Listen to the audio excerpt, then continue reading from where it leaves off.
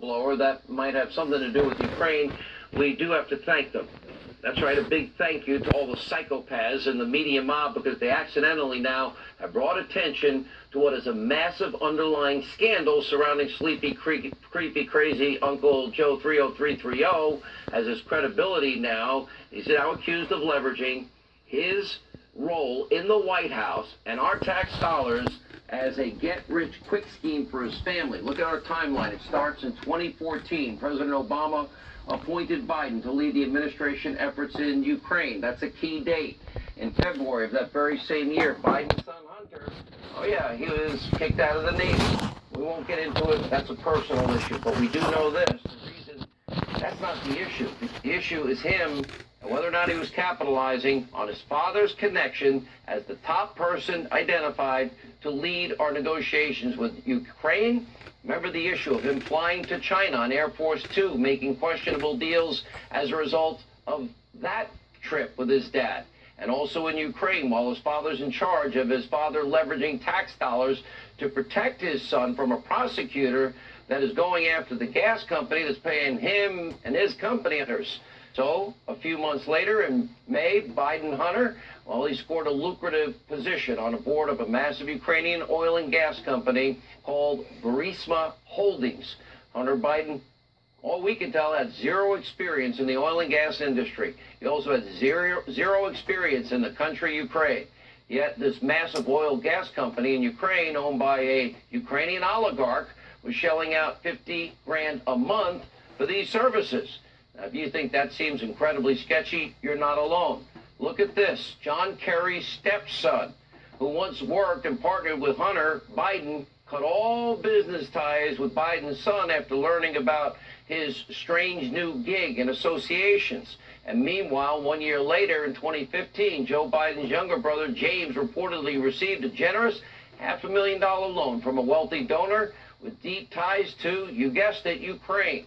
And the story doesn't end there. In March of 2016, the very next year, the Ukrainian energy company pumping money into the pockets of Hunter Biden and his new oil and gas friends was facing a major corruption investigation by Ukraine's top prosecutor. So, of course, well, who came to the rescue? Well, Dad, the vice president in charge of Ukraine and American policies.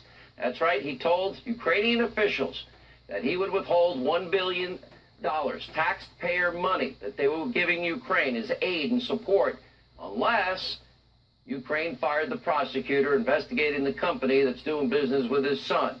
So that's right, Biden was leveraging our money to fire the prosecutor investigating this whole issue to protect the company that was making his son pretty rich, pretty wealthy. Ultimately, Ukraine, they had a 6-hour window. Yeah, they decided to fire the guy. They wanted the $1 billion. And by the way, Biden bragged about leveraging your money. We got it on tape. We're not going to give you the $1 billion. They said, you got no authority. You're not the president. The president said. I said, call him. I said, I'm telling you, you're not getting the $1 billion. I said, you're not getting the $1 billion. I'm going to be leaving here. I think it was, 6 hours? I looked, I said, I'm leaving in 6 hours. If the prosecutor's not fired, you're not getting the money. Oh, son of a got fired. Here now, Fox News contributor Sarah Carter, Fox News contributor also Kimberly Strassel from the Wall Street Journal. Sarah, we'll start with you. I don't know, to me, the media did us a favor in the last 48 hours. Absolutely, and we shed some light on the fact that even that Joe Biden never divulged the truth, even during that great clip that you just played, Sean, where he was admitting that he threatened, to have the prosecutor fired before he would give the $1 billion from the United States. What was really interesting is that now it is in the forefront. Now we're going to have people investigating. Hopefully, the mainstream media that's been so busy targeting President Trump will now actually report the truth, which is what was going on with Hunter Biden, what was going on with Joe Biden, what was going on with Hillary Clinton, and don't forget China. China is also very important, and you brought that up as well. Hunter Biden and Joe Biden have a lot to answer for. And Kimberly, your take on this? Yeah, I mean, I think one thing that's been really important has been the reporting that you featured earlier by John Solomon, and I recommend that everyone go and read that. he talked to the prosecutors in this case, and he also laid out a very credible argument that claimed that it would be very hard that Joe Biden didn't know that this was going on, and that's been an essential part of this story as well, too. So we have the basis of some of this reporting, and now it's time to dig in. Let me ask you both this. Sarah, I'll go throw it to you first. I'm a little concerned that the intel community is again weaponized the tools of intelligence against political opponents, and they're now turning those weapons on us when those weapons we entrust to them are supposed to be to protect us from enemies, foreign and domestic, not to spy on Americans you have political disagreements with.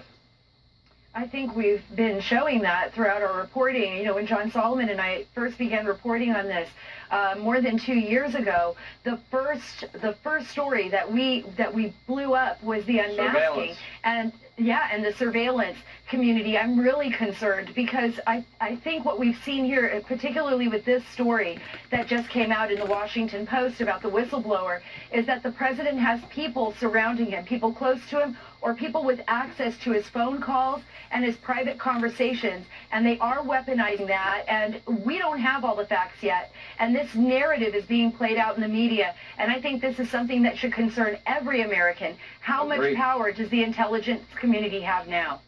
We lose, if the intelligence community weaponizes these most powerful tools we entrust to them. Kimberly, you can throw the Constitution out the door. That would turn us into something even way beyond a banana republic. That would mean that American citizens now can be targeted by their government because they don't like how you think, who you are, what your politics are. What we have here is a leak by another name that was repackaged through a whistleblower act, but it's the same thing that's been happening since the beginning of the Trump term, and this is a very bad trend in the Capitol. It's dangerous. Thank you both. All right, when we come back on the special edition of Hannah.